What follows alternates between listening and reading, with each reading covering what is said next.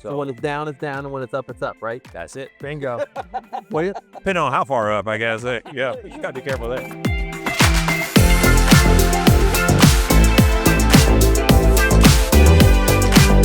Welcome to another edition of Dog Talk. Here we are on beautiful Lake Dunlap. We got Brooke, Hagen, and Billy, and myself, Frank, from the Lakefront Group. And today we're going to talk about how water levels affect values. So when it's down, and when it's up, right? That's it. Bingo.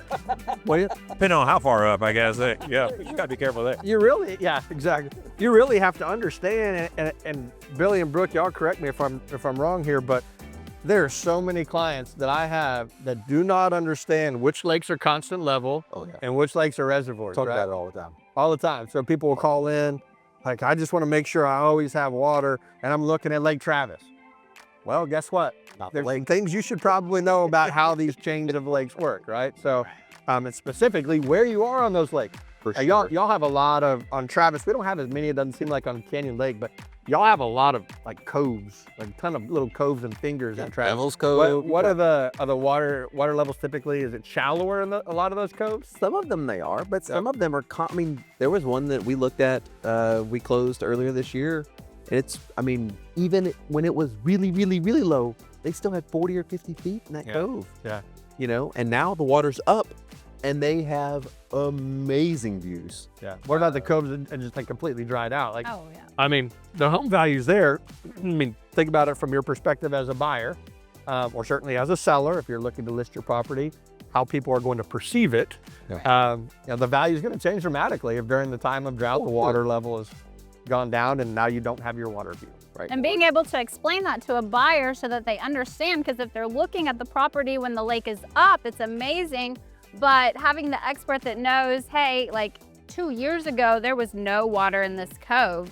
So that definitely can affect the property values on the property. use in general. So let's talk about the constant level lakes. We got Lake Dun. Let's talk about the Guadalupe chain, and then we'll go up to the Highland Lakes.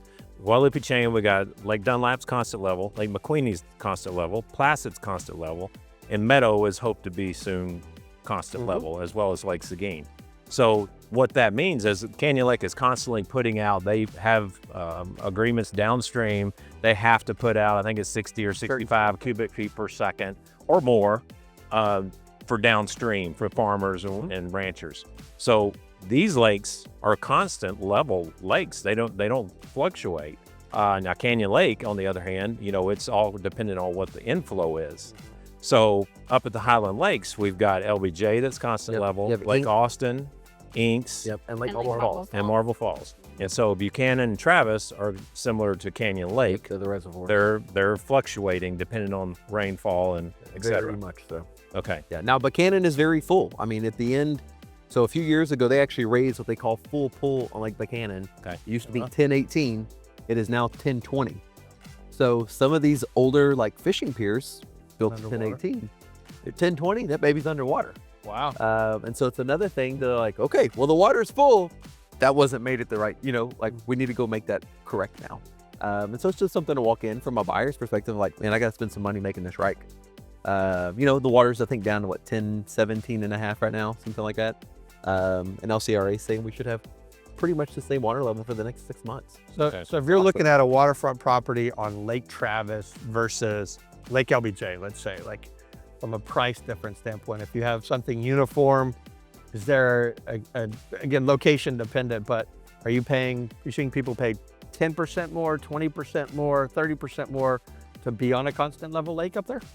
I mean, I would say LBJ does bring a little bit of a premium because it is constant level.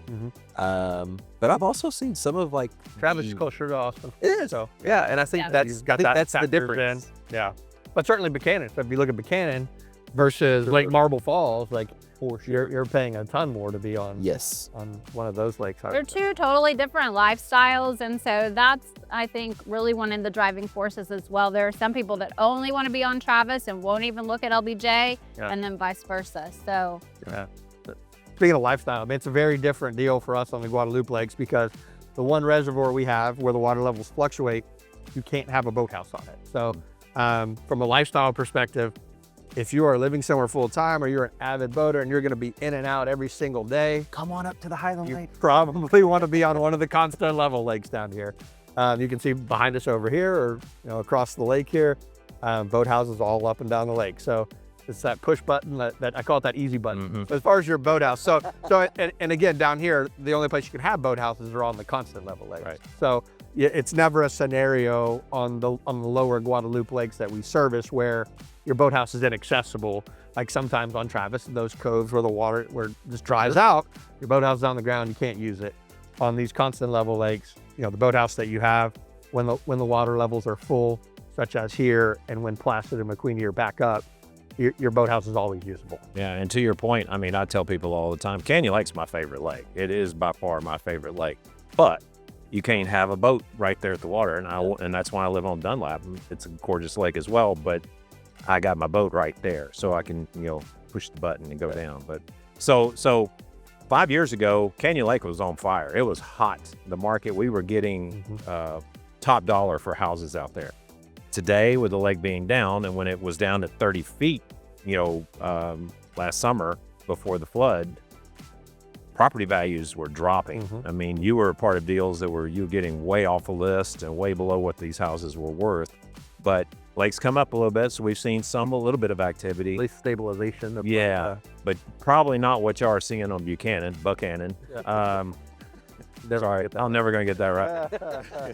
Anyway, but probably not what you are seeing up there. I mean, there's probably, people tend to forget. I mean, with floods, for sure. with, droughts, people tend to forget what it was like. And hey, it's beautiful now. Let's jump in and get it. Well, there was people even on Travis after we got a lot of water in Travis. I mean, it would call me that we had gone to listing presentations on there like, all right, so now we can get like $400,000 more. And I'm like, no, that doesn't work that way. Right. Water level does not equate that hard to that's not there yet. Comes into the I guess the demand, It does. but not, and that tends to bring prices up a little bit, Right. but probably Takes about time. 400K. Yeah, it takes time. You gotta. But there's That's the also a hard lot of part. listings for sale. Yeah. And there's 240 homes for sale on Travis right now? I think it's probably more than what y'all have on the entire Guadalupe Lake. Probably so. Far more. That triples what we have along the entire Guadalupe Lake chain. So if you're looking for 4 professionals that can help you look at either buying or selling a lake house, give us a shout. We'll see you on the water.